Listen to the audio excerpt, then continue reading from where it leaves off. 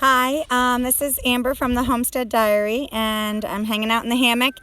And I have had a favorite passage for a long time, but the things that have been going on in my life and the things that have been going on in my husband's and my children's and the anxiety that I think that a lot of my friends are feeling and the stories coming across YouTube and all that are just what I would call fear-mongering. And not that we shouldn't prepare and that we shouldn't be busting our butts right now, but I have to kind of go back to, stay calm and carry on is what my husband did a post on recently. But I'm going to read a passage from the Bible that has always touched me, and especially with people right now saying, well, those preppers, they have more than they need. They've taken too much. They've taken more than their share, and they are bad people, or the war is imminent. We're gonna go into civil war, or we're all gonna starve, or those type of things. And not saying that you need to get into the country and out of the city and starting to make your own food and stuff. I do believe that there is a need for that if you haven't done it already. If it's not, it's never too late until it's too late. So tomorrow might be too late, but today is not. So don't think that time is not too short or that it's not on your side, but it's definitely not time to delay. So anyways, that's my quick opinion about the world. And from what I've seen on emails, people sending me, the 4 horses of the apocalypse and, the war, World War III and, all these things. I'd like to read this passage that has always helped me get back to myself and back to God and back to what really matters and what God really wants us to be doing and thinking about. So it's Hebrews 13, 1 through 8, I'm going to read. Let brotherly love continue, for whereby some have entertained angels unaware.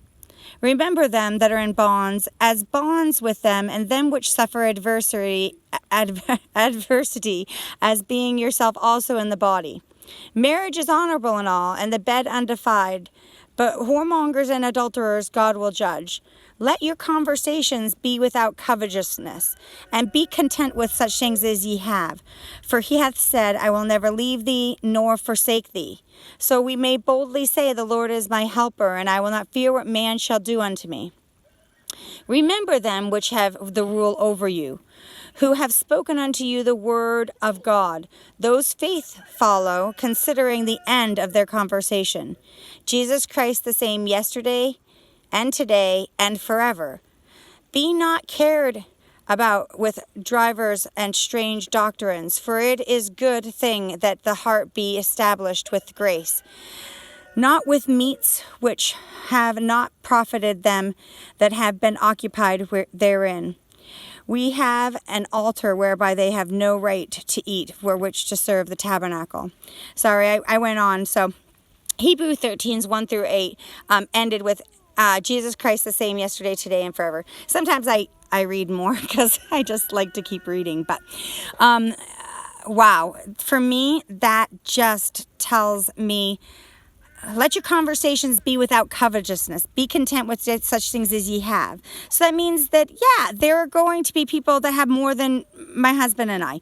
There are people that have stored gold instead of food, or they have lumber, or they have houses, in the ocean and islands, and they have, but they don't have the love of their family, and they don't have peace in their heart with God, maybe. So I hope they do, and I hope they find it. But for now, it's all about you and about how you behave and how you carry yourself and how you live your life. And this for me is let brotherly love continue.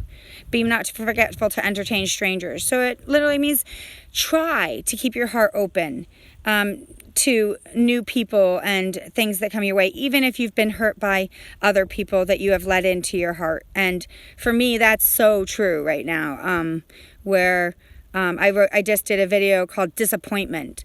And so I need to remind myself that, nobody's perfect, but also that things come and go, but, new people, can potentially be the angels that you were unaware of. And I have had definitely angels in my life. One of them, I call her Lisa Angel, just because she is an amazing person. And I'm so glad over the last 8 years of her being with us has been, I can't even describe it. She has never spoken ill behind our backs. I mean, she's come to us and said, hey, I heard this or that. But wow, I mean, there's certain people that are angels, and you just know when you meet them, and that they stay in your life and they bless you. So please keep your heart open and willing to meet new people, and let strangers become your new family, and carry on. But warmongers and adulterers, God will judge. So warmongers is the other part, is like, please, those who have, hurt other people or aren't doing the right things, God will judge them. It's not our job to judge other people for their behavior.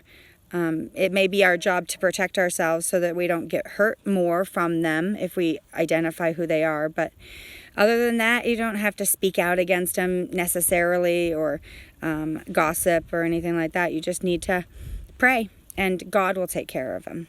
So that's kind of my take, and I don't usually do biblical verses on our Homestead Diary, but I think at this point we might start doing something like that, and what it means to us, and how it guides us in our lives. Bless you, and have a blessed day.